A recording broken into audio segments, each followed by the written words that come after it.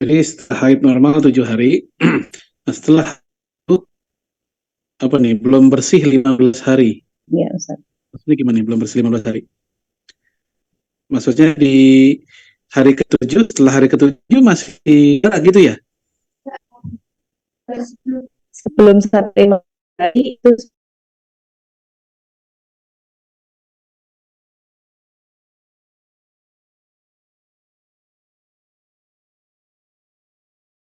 ya. Recording in progress. Ini juga bingung nih. Gimana tuh kalimatnya? Bagaimana jika setelah selesai haid baru 7 hari, tapi setelah 7 hari belum bersih? Oh, setelah 7 hari, biasanya kan 7 hari Ustadz. Nah, Hmm. setelah 7 hari belum bersih Ustadz, padahal untuk kebiasaannya itu haid normalnya 7 hari seperti itu Ustadz. Nah, muncul lagi darah, namun lebih sedikit dari kebiasaannya. Berlangsung selama 5 hari, jadi haidnya mungkin molor ya Ustadz. Gitu. Nah, ini ya di kolom chat ada. Belum 15 hari selang haid, sebelumnya sudah haid Oh lagi. gitu. Itu Harusnya yang di kolom chat. Apakah darah yang kedua bersihnya 15 haid hari gitu ya. Setelah berhenti gitu 15 hari bersih harusnya. Kebiasaannya gitu. Jadi kebiasaannya haidnya 7 hari. ya?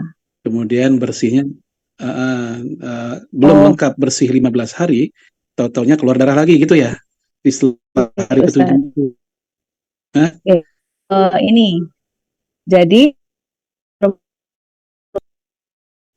sudah ini belum belum ada, namun sudah keluar batas sebelumnya kan menuju haid selanjutnya kan harus lebih dari 15 hari ya Ustaz. Iya. Nah, jadi apakah darah yang kedua itu termasuk darah haid atau termasuk istihad seperti itu? Nah, kalau untuk kasus kayak begitu, karena ini ada jeda, nggak langsung, beda dengan yang hari ke-8, hari ke-9 kalau keluar darah lagi, maka itu kita anggap apa tadi, entah flek, entah istihadah gitu ya. Nah, kalau ini ada jeda, dia berhenti sesuai dengan rutinitas, 7 hari udah berhenti, sesuai rutinitas itu kan. Tapi dia baru, dia keluar darah lagi di hari ke-15, harusnya kan lebih dari 15 biasanya. Maka lihat sifat darahnya, itu aja. Lihat jenis atau sifat, apakah merah kehitaman dan berbau. Kalau iya berarti dia haid. Mungkin saat itu sedang ada masalah. Ya, masalah mungkin stres atau mungkin hormonal, minum obat tertentu atau apa gitu. Ya, sehingga membuat terjadi error lah sementara begitu ya di siklus bulan tersebut begitu. Dan memang ini biasa terjadi pada wanita di usia-usia menjelang menopause biasanya. Ya, pra menopause itu seringkali perempuan mengalami haid yang enggak seirama sebagaimana dia normal sebelumnya. Nah, untuk yang kayak begitu maka kenali lewat warna darahnya gitu. Walam suap. Oke, jazakallah khair Ustaz. Untuk pertanyaan selanjutnya di sini ada pertanyaan, bagaimana cara menentukan tanda selesai haid Ustaz? Udah kan tadi. Yang tadi tuh udah kita bahas. Ya. Ya, sudah dibahas ya. Ya, lanjut ke pertanyaan selanjutnya. Oh, di sini ada yang hendak bertanya secara langsung Ustaz. Ustazah Fenita Chandrawati. Monggo untuk Ustazah Fenita bisa on mic dan on cam. Assalamualaikum Ustadz, mohon izin bertanya. Ini masih ada kaitannya dengan pertemuan yang lalu Ustadz, namun saya belum mendapatkan penjelasan detail tentang hal yang saya bingungkan. Jadi di pertemuan sebelumnya sudah clear bahwa tidak ada qada sholat untuk wanita yang sedang haid. Nah, kemudian saya mendapatkan beberapa pengetahuan dari kajian-kajian fikih yang ada di YouTube. Itu disampaikan bahwa ketika wanita itu selesai haid di waktu asar, dia kemudian bersuci dan sholat asar plus sholat zuhur di waktu sebelumnya.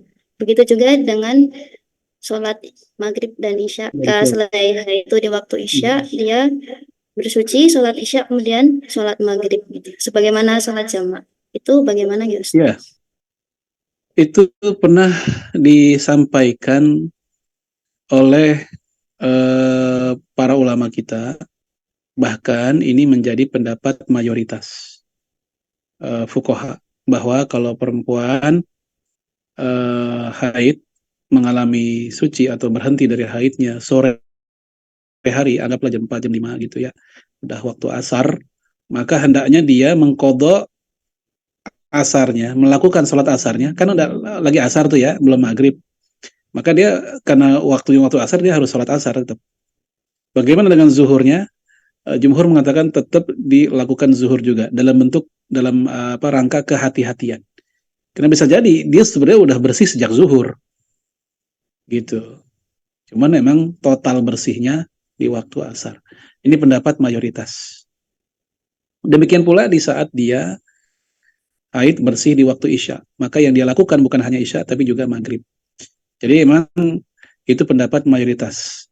Adapun sebagian ulama ada yang mengatakan cukup asarnya aja atau cukup isyanya aja. Siapa mereka? Pendapat Aisyah.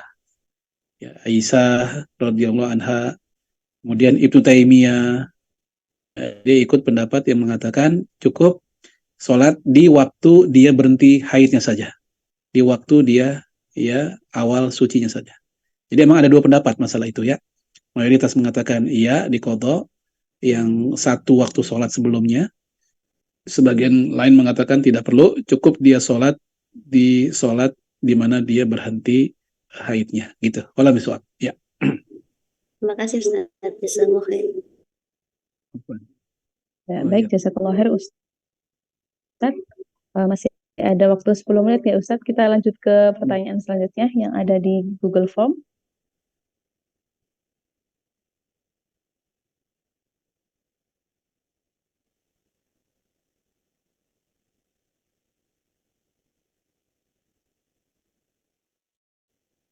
Oke. Yang ada di Google Form, pertanyaannya, kalau sedang haid, apakah boleh menambah hafalan Quran? Kemudian yang kedua, kalau sedang haid ketika belajar mengajar, apakah boleh menggunakan mushaf yang tulisannya Arab semua tanpa ada terjemahan? Gitu Ya, Ustadz. pertanyaan ini pernah kita bahas waktu pekan lalu kalau nggak salah ya. Ya, bahkan sebenarnya saya udah kirim tuh ke panitia lewat WA tulisan panjang-panjang tentang perempuan haid baca Quran, perempuan atau orang junub baca Quran, dan juga perempuan haid atau orang junub diem di masjid. Sudah saya kirim. Itu ada puluhan halaman. Mungkin kalau capek membacanya karena puluhan halaman ya. Jadi bisa jadi orang capek. Saya mungkin ringkas aja. Jadi gini, untuk haid apakah boleh menambah hafalan Quran? Yang namanya orang menambah hafalan kan berarti harus ngebaca yang baru. Beda dengan murojaah, dia yang lama ya dia bisa nggak harus megang gitu kan. Nah, kalau dia harus membaca yang baru, maka kita lihat dulu. Para ulama itu memisahkan antara membaca saja dengan membaca sambil megang mushaf. Membaca saja tanpa megang mushaf dan dia akan tidak boleh. Ya, baik dia sekedar baca saja, ya sekedar baca rutinitas, atau dalam rangka nambah hafalan, atau dalam rangka murojaah. Ini pendapat pertama yang mengatakan tidak boleh. Ini pendapat mayoritas. Yang kedua mengatakan boleh, ya, yaitu pendapat Ibnu Hazm, ya, Ibnu Abbas, sahabat Nabi, kemudian Sa'id bin Jubair, ya, lalu Hasan Al-Basri, Yusuf Qardawi, Syekh Al-Albani, Syekh bin Bas. Ya, mereka mengatakan boleh. Alasannya apa? Ya, alasan mereka tidak ada ayat atau hadis yang benar-benar lugas melarangnya. Ya, ini baca saja tanpa nyentuh. Ya, ini juga menjadi pendapat ya mazhabnya Malikiyah dan sebagian Hambaliyah gitu. Nah, sehingga kalau kita merujuk kepada pihak yang membolehkan, maka boleh-boleh saja dia menambah hafalan Quran. Ya, dan untuk santriwati atau ustazahnya, di mana itu hal yang mendesak bagi mereka, ya mereka perlukan, maka bisa jadi pendapat yang membolehkan bisa kita gunakan. Dan para ulama yang melarang pun ada pula yang memberikan toleransi, ya, yang mengatakan itu boleh. Ibnu Taimiyah termasuk melarang, tapi beliau memberikan toleransi buat yang ada perlu untuk menjaga hafalan atau menambah hafalan. Baik, itu baca tanpa menyentuh. Untuk baca sambil menyentuh, memegang Quran, yang mana Quran itu seluruhnya ayat Quran, bukan pakai terjemahan, apalagi yang di HP, HP hakikatnya bukan Quran, karena HP ini kan benda elektronik, kadang WA, kadang YouTube, jadi Al-Quran yang disebut mushaf ya benar-benar mushaf gitu. Nah, kalau dia sambil nyentuh, maka 4 mazhab rata-rata membolehkan. Nah, sementara ada pula yang membolehkan, yang tadi yang namanya itu membolehkan juga. Ya, dari kalangan sahabat ada Ibnu Abbas, ya, tabi'in ada Sa'id bin Jubair, Hasan al-Basri, ya, Ibnu Hazm di ulama belakangan, atau ulama sekarang, atau ulama 2 abad 3 abad lalu kayak Imam Syaukani, ya dia mengatakan boleh walaupun menyentuh. Ini pendapat yang mengatakan boleh. Nah, saran saya kalau kita lagi haid dan pengen nyentuh, mendingan pakai yang HP aja. Karena HP itu kan dia bukan mushaf dia, ya. Walaupun saya akui ini pun juga masih diperdebatkan. Ya, ada ulama yang tetap melarang juga dalam rangka ihtiram kepada Al-Quran, dalam rangka penghormatan begitu. Ya, kalau misal itu udah masuk kategori pertanyaan yang kedua ya, itu kayaknya sama. Ya. Oke, baik Ustaz. Ustaz, namun kalau semisal kita menggunakan sarung tangan dan Al-Quran terjemahan itu boleh tidak nggak Ustaz? Ya, sama. Ya, itu pun juga diperdebatkan. Di tulisan saya itu, saya juga bikin di buku fikih perempuan kontemporer yang warnanya pink itu juga sudah saya bahas. Bahkan ada ulama ya di mazhab Syafi'i sangat keras. Kan dalam masalah kayak beginian kan toharoh itu mazhab Syafi'i sangat keras. Sampai-sampai Al-Quran, mushaf yang kita taruh tas, kemudian tasnya kita pegang, padahal tasnya loh yang kita pegang, bukan Al-Qurannya. Dalam mazhab Syafi'i aja nggak boleh. Saking mereka hati-hatinya terhadap Al-Quran gitu ya, pengen menghormati. Perempuan yang lagi haid pun juga jangan megang tas yang di dalamnya ada Al-Quran gitu, sampai kayak begitu. Sementara yang lain mengatakan nggak ada masalah. Ya kenapa? Karena kan yang dilarang itu memegang Qurannya, la yamassuhu ilal mutahharun gitu. Dan bahkan sebagian ulama bilang itu ayat bukan ngomongin Quran, itu ayat ngomongin lauh mahfuz gitu. Oke ya, jadi emang yang tadi ditanya pakai sarung tangan itu tetap masih diperdebatkan. Ya, namun kalau kita pegang mayoritas untuk yang pakai sarung tangan itu umumnya ulama membolehkan karena dia udah nggak lagi disebut menyentuh gitu ya. Wallahu a'lam. Oke, baik, jazakallah khair Ustaz. Baik, mungkin satu pertanyaan lagi nggak Ustaz? Ini ada pertanyaan di kolom chat dari Ustazah Marhamah Amini. Izin bertanya Ustadz, bagaimana jika bingung menentukan antara darah haid ataupun darah istihadah karena saking miripnya? Gitu Ustadz. Ya, darah istihadah pada dasarnya berbeda dengan haid. Pada dasarnya ya.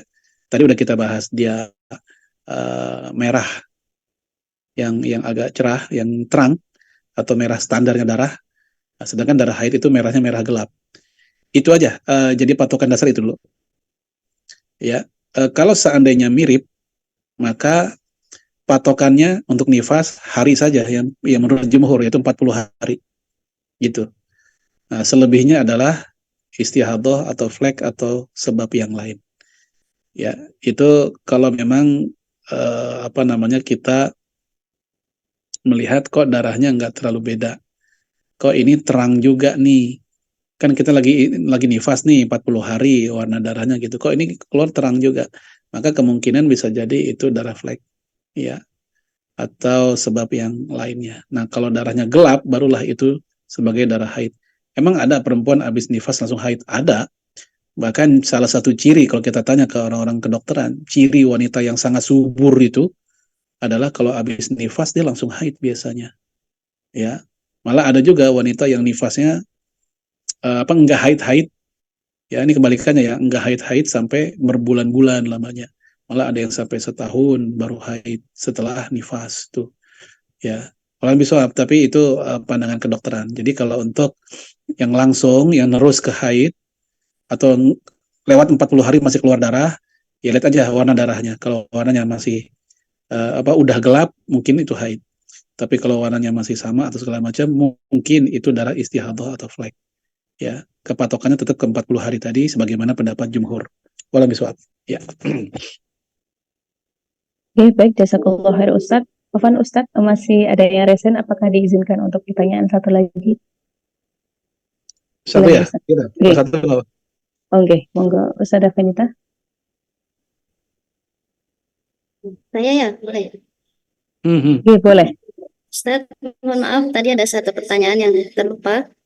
Saya pernah mendengar satu Ustadz yang mengisi kajian di televisi. Beliau menyatakan bahwa wanita yang haid itu ketika makan tidak boleh menyentuh makanannya langsung dengan tangan. Tapi tidak ada penjelasan ulama siapa atau penjelasan kitab mana gitu, Ustaz. Itu bagaimana ya, Ustaz? Ya, itu nggak ada itu. Itu entah dari siapa ya. Yang jelas kalau rujukannya ke Quran, Sunnah atau para fuqaha 4 mazhab itu tidak ada. Justru Rasulullah alaihi salatu wassalam menyarankan if'alu kulla syai' illa nikah. Lakukanlah apa saja kepada istrimu yang sedang haid, terserah bebas mau ngapain kek. Illa nikah, kecuali digauli, jangan. Itu aja yang terlarang. Mau bercanda, mau makan bareng. Ini hadis muncul gara-gara Anas bin Malik cerita orang Yahudi itu kalau istrinya haid itu nggak mau makan bersama. Ya, ada keyakinan nggak mau makan bersama, itu orang Yahudi. Ya, sementara orang Nasrani kalau istri lagi haid tetap digauli juga. Ini kan sama-sama ekstrim nih. Nah, Islam itu pertengahan. Maka kata Rasul kepada Anas bin Malik, ya, if'alu kulla syai' illa nikah. Lakukanlah apa saja kepada istrimu yang sedang haid kecuali digauli. Nah, itu. Jadi itu hanya mitos ya, nggak ada dasar dalam Quran dan Sunnah dan para fuqaha 4 mazhab kita. Allah miswab ya. Syukran, Ustaz. Baik, syukron, jazakallah khair Ustadz. Baik, Bapak Ibu, Ustadz Ustadzah, Mas Mbak sekalian, dikarenakan pukul 9 Ustadz ada agenda lain untuk kajian malam hari ini, kita sampai jam 9 dulu, Geh. Baik, kita telah sampai pada akhir kajian. Terima kasih banyak kepada semua yang sudah hadir dan berpartisipasi pada kajian fikih malam hari ini. Kami juga selaku panitia menyampaikan terima kasih banyak kepada pemateri Ustadz Farid Nuhan yang sudah memberikan ilmunya kepada kami. Semoga Ustadz dan juga keluarga senantiasa diberikan kesehatan dan juga keberkahan. Amin Allahumma amin. Mohon maaf Ustadz, izin apakah bisa menutup forum ini dengan dipimpin doa? Baik, kita istighfar dulu. Astaghfirullahaladzim. Astaghfirullahaladzim. Astaghfirullahaladzim. Min kulli dhanbin azim wa natubu ilaihi hamdan syakirin hamdan na'imin. Hamdan yuafi ni'amahu kafi'u mazidah. Ya Rabbana lakal hamdu kama yanbaghi li jalali wajhikal karim wa azimil sultanik. Allahumma salli wa sallim ala nabiyyina wa qudwatina wa rasulina Muhammad wa ala alihi wa sahbihi ajma'in. Allahumma taqabbal minna salatana wa qiyamana wa siyamana wa jami'a ibadatina ya mujibas sa'ilin. Rabbana la tuzigh qulubana ba'da idh hadaitana wa hab lana min ladunka rahmah innaka antal wahhab. Rabbana hab lana min azwajina wa dhurriyyatina qurrata a'yun waj'alna lil muttaqina imama. Allahumma a'izzil islam wal muslimin wa dhillatil syirka wal musyrikin wa dhillatil kufra wal kafirin wa dammir a'daka a'da'ad-din wa shattit syamlahum wa farriq jam'ahum wa zalzil aqdamahum bi quwwatika ya rabbal alamin. Allahumma ansur ikhwanana al mujahidin fi kulli makan wa fi kulli zaman khassatan fi Palestin wa Gaza wa Rafah bi quwwatika ya Allah ya Qahhar ya Aziz ya Jabbar ya Rabbal alamin. Allahumma ighfir lil muslimina wal muslimat wal mu'minina wal mu'minat al ahya'i minhum wal amwat innaka sami'un qaribun mujibud da'wat ya qadiyal hajat. Rabbi ighfir lana wa liwalidina warhamhum kama rabbawna shighara. Rabbana atina fid dunya hasanah wa fil akhirati hasanah wa qina adzabannar. Wa sallallahu ala sayyidina Muhammadin wa ala alihi wa sahbihi wa sallam. Subhanaka rabbil izzati amma yasifun wa salamun alal mursalin walhamdulillahi rabbil alamin. Ya, alhamdulillahirabbil alamin. Jazakallahu khairan katsir kepada Ustadz yang sudah mengisi materi pada malam hari ini. Mungkin jika hendak melanjutkan aktivitas selanjutnya, diperkenankan untuk meninggalkan Zoom Ustaz. Ya, saya pamit dulu ya semuanya. Ya Assalamualaikum. Ustaz. Waalaikumsalam warahmatullahi wabarakatuh.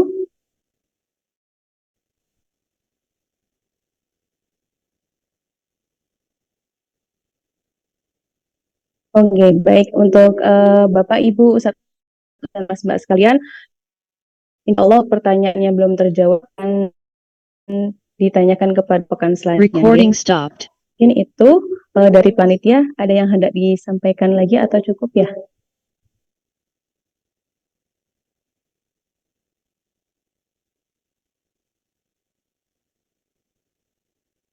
Cukup ya. Baik, syukron jazakumullah khairan kasiran. Mari kita akhiri forum kita pada malam hari ini dengan membaca hamdalah. Alhamdulillah. Semoga setiap ilmu yang tersampaikan dan yang kita simak dapat bermanfaat untuk kedepannya. Amin. Baik, Bapak Ibu, Ustadz dan Mas Mbak sekalian, mari kita sempurnakan majelis kita pada malam hari ini dengan membaca doa penutup majelis. Subhanakallahumma wa bihamdik, asyhadu an la ilaha illa anta, astaghfiruka wa atubu ilaik. Syukron jazakumullah khairan atas kehadirannya. Mohon maaf saya selaku MC jika selama kajian ini banyak kesalahan dan juga kekeliruan. Afwan minkum, wassalamualaikum warahmatullahi wabarakatuh. Sampai jumpa di pertemuan selanjutnya.